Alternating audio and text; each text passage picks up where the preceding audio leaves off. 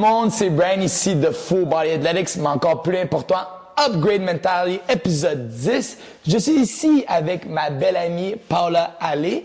Paula Allais est une travailleuse autonome rattachée avec IA Industrielle Alliance, groupe financier. Paula est une personne incroyable, intelligente et agréable qui est toujours à l'écoute de ses amis et aussi ses clients. Paula, merci pour être venue à Upgrade Mentality. On a un check sur Merci à toi. Pour ceux et celles qui ne connaissent pas Paula, on est ici pour discuter sur Paula. Paula, elle travaille en finance, OK? Pourquoi que j'ai invité Paula au podcast? Puisqu'on s'entend que les finances, c'est quelque chose qui est toujours à la mode, toujours à l'affût. Le monde veut savoir plus sur les finances, surtout dans l'ère aujourd'hui où est-ce que l'économie est un peu rocky, comme on dit en anglais, OK? On a des hauts, on a des bas, on est dans une période un peu plus basse, hein? Le monde veut toujours savoir ses finances, surtout. Puis ça, c'est dans tous les âges, hein? Autant jeune, autant vieux, autant quelqu'un qui est dans ses quarantaines, peu importe. On veut toujours savoir plus sur les finances. Sur Paula, merci pour être sur Upgrade Mentality. Merci à toi. Paula, avant de débuter, un petit bio sur Paula de comment je l'ai connue. Paula a commencé à s'entraîner à mon gym il y a à peu près 1 an en arrière. C'était dans ses débuts en finance. Tu avais commencé quand tu étais dans tes débuts. Puis je me rappelle, au début, elle était toute stressée parce qu'elle ne voulait pas ce nouveau challenge. Puis là, tes clients, tu avais un peu la misère à les manager et tout. Tu savais pas comment t'y faire. Puis maintenant, d'avoir vu après 1 an et demi, sa progression qui est quand même fulgurante, c'est pas le premier podcast que tu fais non plus. Le deuxième. Le deuxième déjà. Le premier, ça a déjà été populaire. Espérons que le deuxième va être aussi populaire. J'en suis sûr que oui. C'est une personne que quand elle a commencé, c'était pas nécessairement facile, mais maintenant, pour où est-ce que je peux la voir, où est-ce qu'elle est rendue. Maintenant, je suis vraiment, vraiment fier de toi. Puis, c'est pour ça que je l'ai invitée parce que je veux savoir c'est quoi les trucs, c'est quoi les astuces, c'est quoi les questions que le monde a d'habitude ou le monde ne pose pas comme question sur les finances que peut-être ça mérite d'être connu, OK? Donc, avant de débuter, Paula, parle-moi un peu de toi. C'est quoi tes origines? C'est qui Paula Allais? Alors, Paola, en fait, mes origines sont québécoises. J'ai un nom super original, mais ma mère s'appelle Sylvie, mon père s'appelle Christian. Alors, Paola, c'est qui? Ben, c'est une fille passionnée qui embarque dans les projets à 100%, en fait. Mon background, un petit peu, c'est ça la question? Ouais, ton background, exactement. Alors, j'ai été au Collège La Salle en fashion marketing pendant 3-4 ans. J'ai fait une technique en commercialisation de la mode. Par la suite, j'ai essayé d'aller faire un bac à l'université en c'était administration marketing, pardon. Finalement, j'ai pas fait le bac. J'ai conclu ça après 1 an avec un certificat. C'est correct. Mais voilà, alors ces 2 papiers-là m'ont pas nécessairement amené à mon travail aujourd'hui, mais au Collège La Salle, j'ai eu l'opportunité de rencontrer une amie qui est devenue par la suite ma collègue chez Industrielle Alliance. OK. C'est justement la prochaine question, c'est la suivante. Dû au fait que tu es une fille qui vient d'un background un peu plus mode, comment c'est que tu es rentrée en finance? C'est ça, c'est que en fait, quand j'ai été au Collège La Salle, j'ai rencontré une personne qui travaillait chez IA Groupe Financier, puis c'est elle qui m'a référée pour aller travailler dans son équipe. Alors, j'ai fait le cours en assurance de personnes, j'ai fait les examens à l'Autorité des marchés financiers, j'ai fait mon stage, puis après ça, je suis devenue officiellement conseillère en sécurité financière. Pour quelqu'un qui s'intéresse en sécurité financière, c'est-tu quelque chose qui est difficile à acquérir, le diplôme? Ou le diplôme? Ben, c'est pas évident, en fait. C'est l'équivalent d'un cours universitaire condensé sur 4 semaines. OK, c'est 4 semaines? Wow! Ouais. 4 semaines avec 4 volets, puis après ça, c'est 4 examens à l'Autorité des marchés financiers pour avoir ton permis pour pratiquer.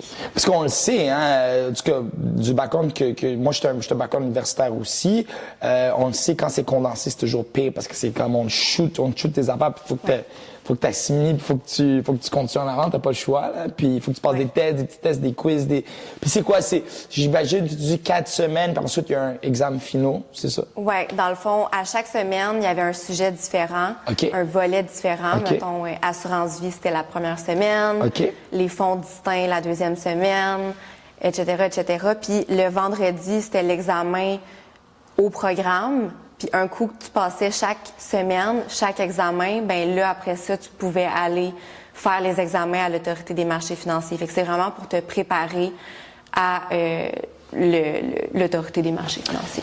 Puis, une autre affaire que je vais te demander, c'est, OK, tu fais l'examen et tout, mais par après, t'as-tu embarqué tout de suite ou comment que ça va fonctionner?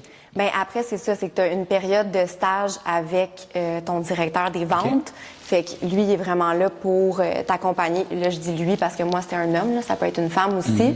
Il est là pour t'accompagner au début pour rencontrer tes premiers clients qui, pour moi, ben puis pour la plupart des gens, là, on part avec notre cercle autour de nous, donc amis, famille. On les rencontre, on leur explique notre travail, puis on vient bâtir une clientèle à travers tout ça, demander des références, puis ça grossit comme ça. Puis il y a aussi les réseaux sociaux qui m'ont beaucoup aidé dans mon début de carrière. OK, parfait. Donc, on sait que les finances, c'est quelque chose qui est très vaste. Quand on parle de finances, on peut faire tellement de choses. C'est quoi que tu fais exactement en sécurité financière? Conseillère en sécurité financière, c'est oui de conseiller par rapport aux finances, mais il y a le côté sécurité qui est super important. Fait qu'en gros, moi, ce que je fais, puis je trouve que ça peut être différent pour chaque conseiller, là, ma méthode à moi, c'est souvent en 2 rencontres. La première rencontre, c'est là où je vais donner une éducation financière simple, et je précise le mot simple. Pourquoi rendre ça compliqué? On peut faire ça simple, alors je pousse beaucoup là-dessus. En deuxième, après avoir appris à connaître la personne qui est en face de moi, après avoir compris ses objectifs financiers, ben c'est là où je vais lui proposer un plan de match personnalisé selon ses objectifs et son budget. Puis par la suite, ben le troisième point qui est super important, c'est de motiver ma clientèle à garder le cap, chose que mon père me dit toujours. Ouais. J'ai bien aimé ce que tu as dit justement t'as dit les éduquer. Souvent, tu sais, c'était en n'importe quoi qui est consultation, comme, tu sais, moi, je fais de la consultation, toi aussi. Ouais. Souvent, l'étape importante qu'on fait pas, on est parti pour la vente, hein, puis on veut vendre notre produit, puis dire à quel point qu'on est bon et tout. Mais souvent, d'éduquer le client, c'est tellement important. Puis on le voit aujourd'hui aussi dans les réseaux sociaux, on a un switch qui est en train d'arriver ici, où est-ce que c'est plus axé. Ben, il va toujours avoir un bonus pour le monde qui sont beaux et belles, puis qui ont un beau corps, etc. Mais, on voit qu'aujourd'hui, c'est porté beaucoup vers l'éducation. Ouais. Puis je trouve ça le fun que tu me dis, la première chose que je fais, c'est les éduquer. C'est les éduquer, puis c'est aussi une première rencontre, c'est super exploratoire parce qu'il faut voir s'il y a un fit entre le client et la conseillère. Tu sais, le but, c'est que on ait une relation de longue durée. Exactement. C'est important qu'il y ait un fit à ce niveau-là. Parfait, good. Puis ça veut dire quoi, se motiver à garder le cap? Motiver à garder le cap, ben c'est large, mais en fait, c'est de faire attention au quotidien, de garder les bonnes habitudes, puis de passer à travers aussi les périodes plus creuses, parce que quand on vient investir notre argent, ben il y a de la volatilité sur les marchés boursiers, fait que c'est malgré les hauts, les bas, ben de garder son objectif puis sa stratégie en tête. Dans le fond, ce que tu dis, c'est de garder une constance, right? Exactement. C'est de garder le cap. Mais tu sais, je savais déjà que ça voulait dire, tu sais, mais pour l'audience qui écoute, garder le cap, peut-être qu'ils connaissent pas ça, mais tu sais, c'est de garder une constance. C'est ça que tu veux dire, de garder une constance dans ses habitudes de vie, dans comment qu'on dépense, tu sais, etc. Right? Garder des bonnes habitudes financières. There you go, perfect. Voilà. Donc, tu finis l'école, ok, tu commences ta vie professionnelle. As-tu aimé ça dès le début ou fallait que tu t'adaptes? Fallait que je m'adapte définitivement. J'ai aimé ça parce que j'ai vu ça comme un défi. Fait que pour moi, c'était relève tes manches puis fonce. Tu sais pas trop qu'est-ce que ça va donner, mais pour moi, ça a été super bénéfique parce que je suis comme partie de la fille qui connaissait pas ça.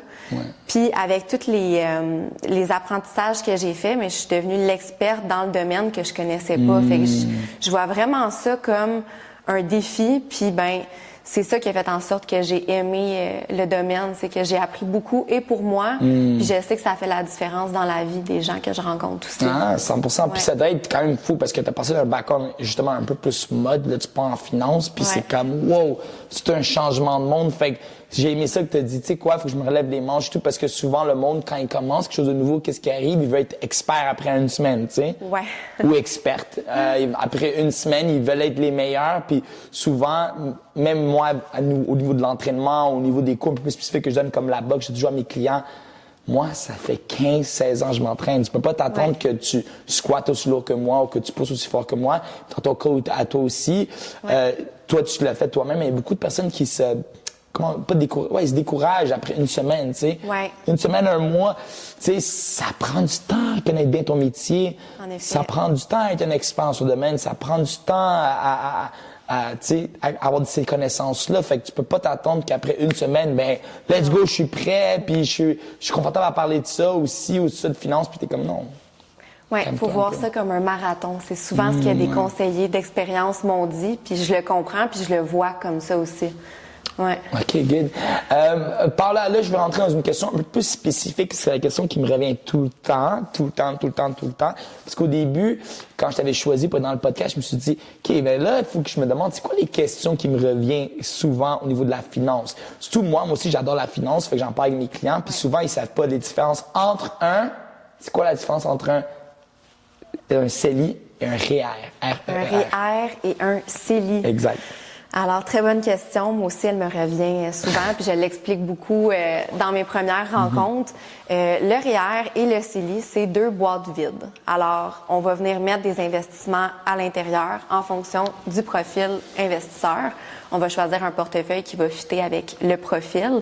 Par contre, la différence entre les deux, c'est la mécanique du REER et du CELI. Le CELI, on vient en mettre à l'intérieur, on en enlève, il se passe rien au niveau de l'impôt. Par contre, le rendement est à l'abri de l'impôt. C'est le lien à faire avec l'impôt. Le REER, lui, on en met à l'intérieur, ça vient diminuer le revenu annuel imposable et quand on en retire, ça vient s'ajouter au revenu annuel imposable. Fait que c'est, oui, une économie d'impôt sur le coût, mais c'est un report d'impôt parce qu'au moment du décaissement, ben là, on a de l'impôt à payer. Fait que comme le CELI, c'est un abri fiscal, donc le rendement est aussi à l'abri de l'impôt. Oh, parfait, parfait. Donc, ce que tu es en train de me dire, OK, juste pour donner une idée au monde à la maison, si moi, j'ai un CELI, OK, j'investis, mettons, j'ai acheté, je sais pas, en bourse, mettons, 10 000 à 20 000, OK, je fais un certain profit. Si je retire ce profit-là, je ne serai pas taxable sur le profit. C'est ça que tu es en train de me dire? Non imposable. Non exact. imposable. OK, wow. OK, puis un REER, si je retire, je vais être imposé sur le REER. Sur les retraits, oui. Ça sur va les en retraits. fonction de ton revenu au moment où tu retires. OK. Et si je retire pour acheter une maison ou ma retraite, qu'est-ce qui arrive dans ce cas-là? La seule exception, ben une des seules exceptions là, pour retirer du REER sans être imposé, c'est dans le cas où tu veux rapper. Fait que tu peux rapper un maximum de 35 000, puis après ça, tu as un 2 ans de congé, puis par la suite, ben, tu rembourses un 15e par année. Ah, OK. Perfect. Donc là, encore une autre question spécifique, OK? Une question plus stratégique spécifique. Donc, c'est quoi la... OK, mettons, je te donne un scénario. OK? Moi, j'entre dans ton bureau. All right? Belle Paula, allez, je vais m'arranger. J'arrive dans son bureau, OK? Là, je vais donner 3 types de personnes différentes qui ont 3 besoins différents. OK. Puis là, je vais demander, c'est quoi la meilleure stratégie que moi, je devrais avoir par rapport à la personne que je vais te dire. OK? Parfait. Donc, on y va. si j'entre dans ton bureau, OK? Je suis un étudiant. Qu'est-ce quoi la stratégie qu'il faudrait que je prenne en tant qu'étudiant? Un étudiant. Ouais. Quand j'étais étudiante, moi, je travaillais. J'ai commencé à travailler à 14 ans, en fait. Là. Puis s'il y a une chose que j'ai pas fait puis que j'aimerais pouvoir reculer en arrière et faire, c'est de mettre un pourcentage de chaque paye de côté. Fait que le conseil que j'aurais à donner, c'est d'investir dès que tu commences à travailler. Ouais. Parfait. Une autre stratégie pour une personne qui travaille 9 à 5, il a 35 ans, et qui fait un salaire de, mettons, 50-60 000. Qu'est-ce qui est la moyenne aujourd'hui, qui est pour plusieurs Québécois et Québécoises et Canadiens aussi? Ça serait quoi la stratégie dans ce cas-là? Quel âge tu m'as dit? 35. Ouais. Est-ce qu'il y a des enfants? Non, ça, c'est la prochaine personne. Oh non, actually, oui, ils ont des enfants, excuse-moi, oui. 2 enfants ou un enfant, 35 ans. Parce que ça change un peu la, c'est vrai, la réponse c'est vrai. à ma question. Oui. Si c'est un père de famille, en fait, avec des enfants, qu'est-ce qu'on peut faire? C'est ouvrir des R3E pour les enfants parce que le gouvernement donne à partir de 30 % de subvention à chaque fois qu'on cotise à l'intérieur.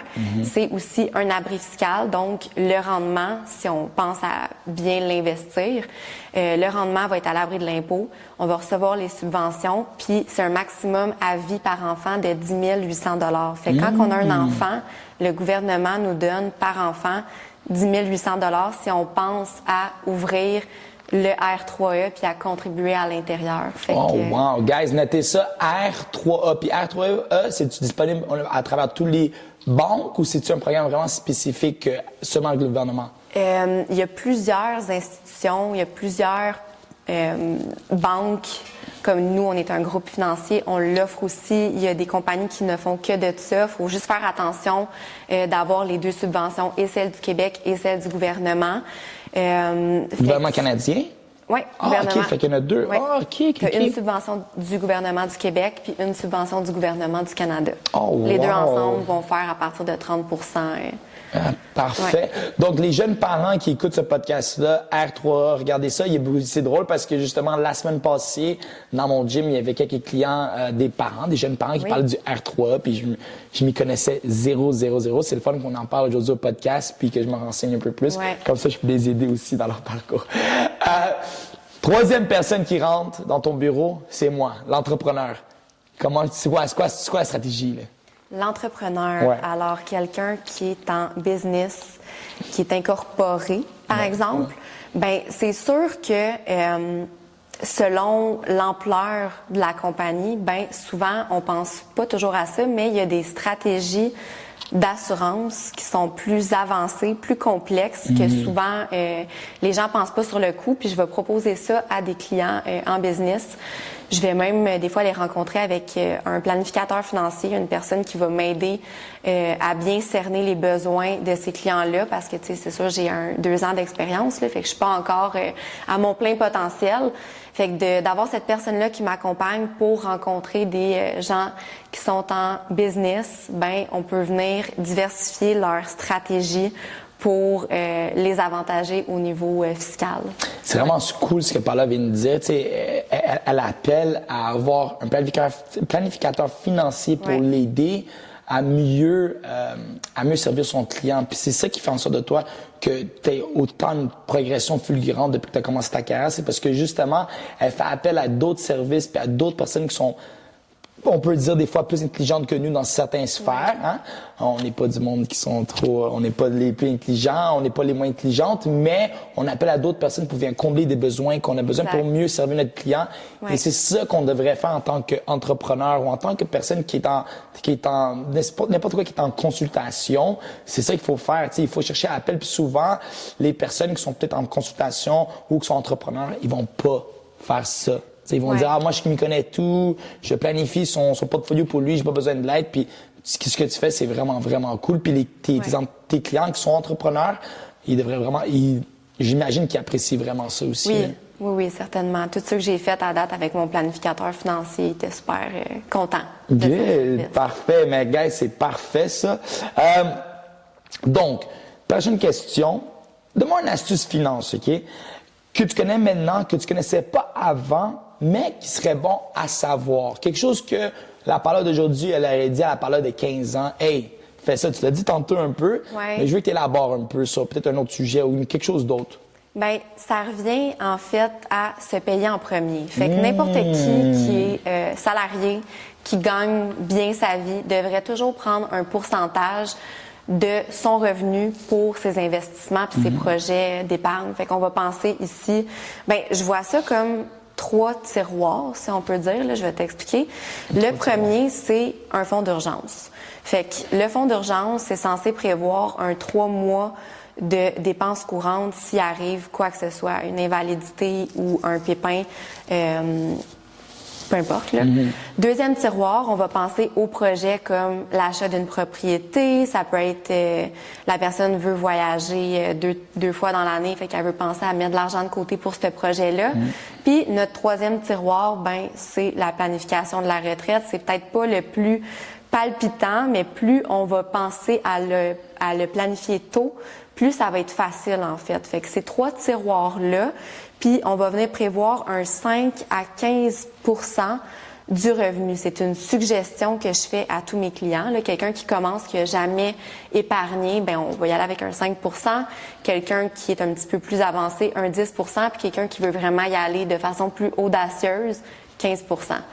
Puis même, on peut monter jusqu'à 20 %, mais là, ça, c'est vraiment plus intense. Fait que voilà. J'adore ce que tu as dit premièrement, de se payer en premier. Ouais. Je peux me prendre moi comme témoin dans ça parce que je me rappelle quand moi j'ai commencé ma compagnie, j'avais lu un livre qui s'appelle The Intelligent Investor by Benjamin Graham. Si vous l'avez pas lu, je vous suggère de lire. C'est une brique, mais ça vaut la peine d'être lu.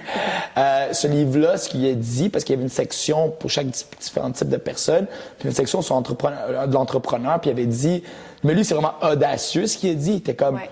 Ton salaire que tu fais, tout revenu que tu fais, 50% de ce revenu-là, mets-le dans tes savings. C'est justement pour couvrir qu'est-ce qui arrive si tu deviens malade, qu'est-ce qui arrive si l'économie va mal, que tu aies au moins 1 an de salaire de côté pour te sauver. Toi, tu es un peu plus modeste, là, je suis très conservateur, 50%, mais je trouve que depuis ce moment-là, puis depuis que j'ai lu ce livre-là, puis j'ai fait cette stratégie-là, ben ça m'a aidé énormément parce que par après, j'ai pu jouer avec l'argent que j'avais, tu sais. Ouais. OK, j'avais ça dans un CELI. OK, j'avais ça dans mon REER, ça, ci. J'avais tellement un bon fond que j'ai pu me permettre. Puis ensuite, c'est là que les 3 tiroirs ont sorti, tu sais. Mais si j'avais pas payé moi-même en premier, parce que souvent, comme entrepreneur, ce qu'on fait, on gagne l'argent puis on l'investit directement dans le business. Puis des fois, c'est comme, non, paye-toi en premier, puis ensuite, l'argent que tu vas avoir, mets dans ta business. Exact. Se payer en premier, c'est vraiment... Number one. Ouais. OK, parfait, good. Conseil. OK, parce que moi, la question que j'ai beaucoup souvent quand je parle aux plus jeunes, c'est ils me disent « Oh, Brian, j'aime ça sauver de l'argent, mais j'ai 21, 22 ans, je veux profiter de la vie, je sais pas si je vais vivre demain, je sais pas qu'est-ce qui arrive, blablabla. » Et je pense qu'ils écoutent trop de films de Disney. Mais bref, ils me disent « Je veux profiter de la vie, mais je veux aussi sauver. » Ouais. Comment qu'on arrive à une stratégie de même? Parce qu'on s'entend que c'est pas facile, surtout quand ton salaire est pas énormément élevé. Ben, de mettre le strict minimum. OK. T'sais, normalement, je suggère un budget, mais quelqu'un qui est étudiant, qui est encore chez ses parents, à la limite, peut-être qu'il va avoir plus que 5 à 15 % pour mettre de côté. Puis, ben, c'est de faire des choix. Puis, j'ai une méthode aussi que j'ai souvent entendue là, pour le budget. Là. Je fais pas de budget nécessairement. Je suggère un pourcentage du revenu pour l'investissement, puis un pourcentage pour les protections personnelles. Mais qu'est-ce que j'entends souvent en termes de budget, c'est un 50 % pour tes besoins, un 30 % pour tes loisirs, puis un 20 % pour épargne. Comment t'as dit ça encore? T'as dit... 50 % pour les besoins. Les besoins. 50 % pour les besoins. OK, wow. Ouais. OK. 30 % pour les beaucoup loisirs. de besoins. Ben, on va penser au loyer, on va penser à l'hypothèque, l'épicerie, l'électricité, toutes ces choses-là de base. Après ça, ben, le 30 % c'est les loisirs. Fait que restaurant, voyage, activités. Et 20 % ben, c'est ça, fonds d'urgence, planification de projets à plus court terme puis à plus long terme. Ouais. Parfait. Donc, maintenant, on va rentrer dans une section un peu plus personnelle, parce qu'on s'entend que le milieu des finances, c'est très masculin. Hein? C'est très masculin encore. Là, on voit une petite différence. On voit l'insurgence de femmes de plus en plus, ce qui est une chose incroyable. Dans tous les sphères de l'économie, pas juste les finances, mais on le voit que la femme fait une résurgence, surtout ici en Amérique du Nord. C'est vraiment incroyable à voir. Formidable aussi. Comment que c'était, toi? Comment que c'est pour toi dans le jour au jour d'être une femme dans les finances? Parce que, tu sais, je sais pas, est-ce que tu as déjà eu un client que peut-être était comment, t'es une fille, je veux pas travailler avec toi. C'est comment être une femme en finance? C'est comment être une femme en finance. Ben, je vois ça comme une façon de me différencier. Tu sais, oui, il y en a pas beaucoup. Ça dépend de chaque agence, en fait. Là. À mon agence, on est 45 conseillers environ. Je pense qu'on est 8 filles là-dedans. Fait que le ratio, il est beaucoup plus élevé en hommes qu'en femmes, mais je pense que je vois ça comme un avantage, puis j'essaie de faire ma place, justement, dans le domaine, puis de me différencier là-dessus. Souvent, ben, j'ai beaucoup une clientèle féminine, puis les femmes vont me dire, ben, entre femmes, on se comprend bien, c'est plus facile de parler de ça avec toi, t'es jeune, t'es dynamique, tu sais, je reçois beaucoup. Ah, c'est on me lance cool. beaucoup de fleurs, en fait. Ouais. Je vois ça vraiment comme un côté positif, là. C'est pas négatif, mais pas du tout. Ah, c'est cool. Ouais. Fait que ce qui est cool, c'est que justement, en étant une femme, tu te différencies automatiquement des autres hommes qui sont Ouais. un peu plus agressifs, un peu plus, tu sais, t'es une femme, t'es une jeune femme, t'es une belle femme aussi. Ça doit aider beaucoup, puis ça doit inspirer aussi beaucoup de jeunes filles, justement. Je pense que oui. Puis beaucoup de tes clients, est-ce que tu dirais que c'est plus des femmes, hommes, si tu mixes, ou t'as quand même un petit pourcentage de plus de femmes? J'ai beaucoup de familles, principalement. Ah, ok, cool. Parce que quand tu as des enfants, ben là, tu as plus de responsabilités qui viennent Ouais, avec ça aussi. Là. 100%. Fait que j'ai beaucoup de familles. Sinon, j'ai beaucoup de jeunes femmes qui vont être travailleurs autonomes, qui ont besoin de mes services pour planifier leur sécurité d'esprit. Fait que le volet plus assurance parce qu'ils n'ont pas de régime Ouais. collectif. Aussi la planification de la retraite parce que tout dépend sur eux.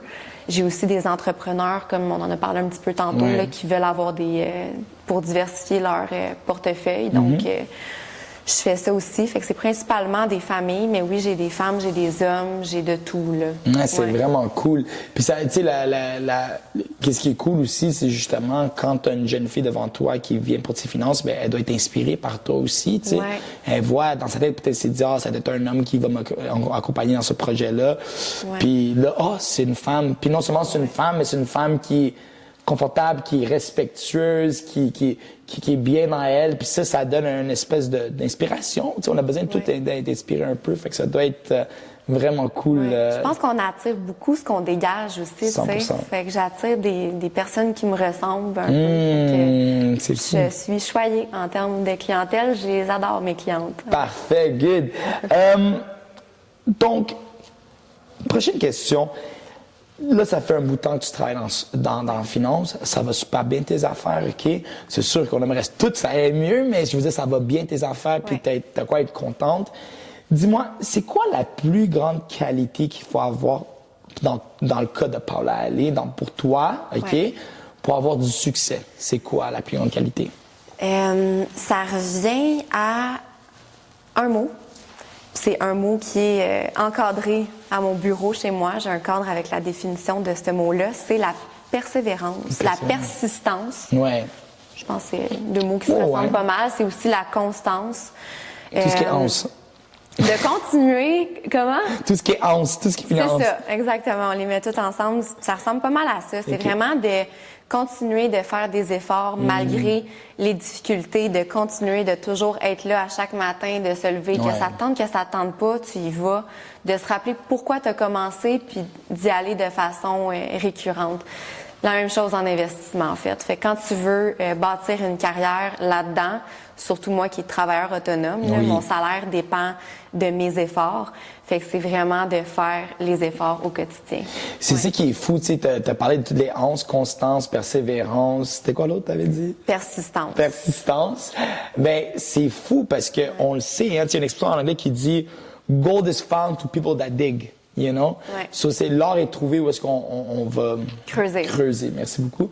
Et c'est vrai, tu sais, le plus qu'on creuse, le plus qu'on va trouver de l'or. Puis c'est la même chose dans la vie en général. Tu sais, on l'a pas mentionné tantôt, mais tu as commencé ta carrière aussi dans le COVID, hein, durant la pandémie. Oui. Donc ça, c'est vraiment pas facile d'être Ouais. persévérante, constante dans un milieu, dans une réalité économique qui n'était pas facile. Ouais. Pas juste économique, mais aussi culturellement parlant. C'est un moment difficile dans la vie de tout le monde. Plusieurs personnes étaient à la maison.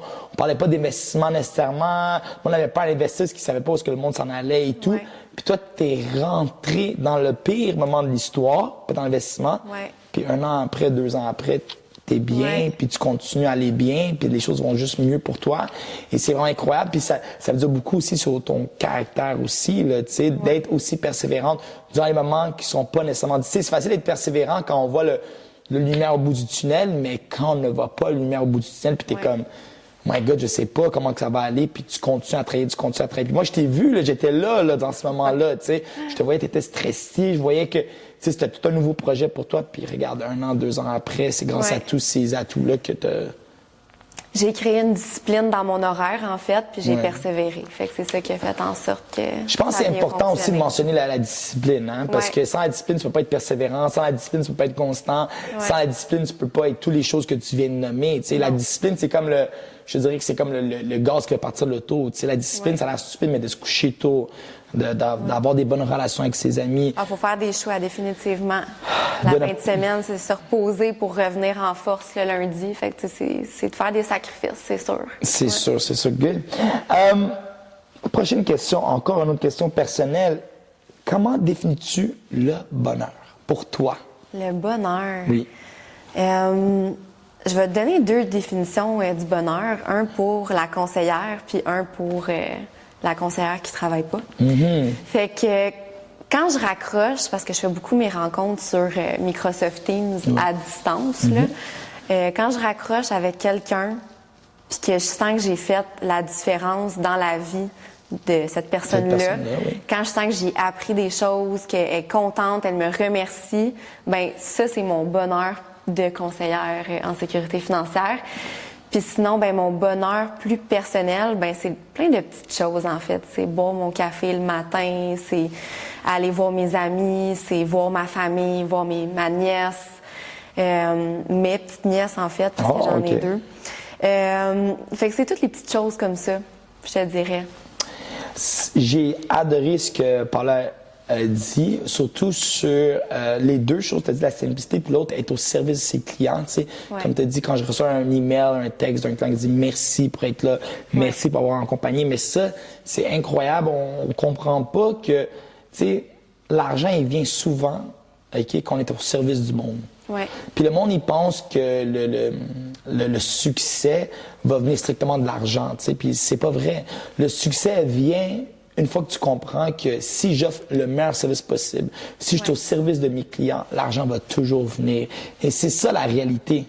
Le plus que tu es au service du monde, d'une personne, que ce soit ton voisin, que ce soit un ami qui a besoin de l'aide ou peu importe, c'est là qu'il y a le vrai bonheur. Surtout quand quelqu'un l'apprécie comme tes clients l'apprécient avec toi.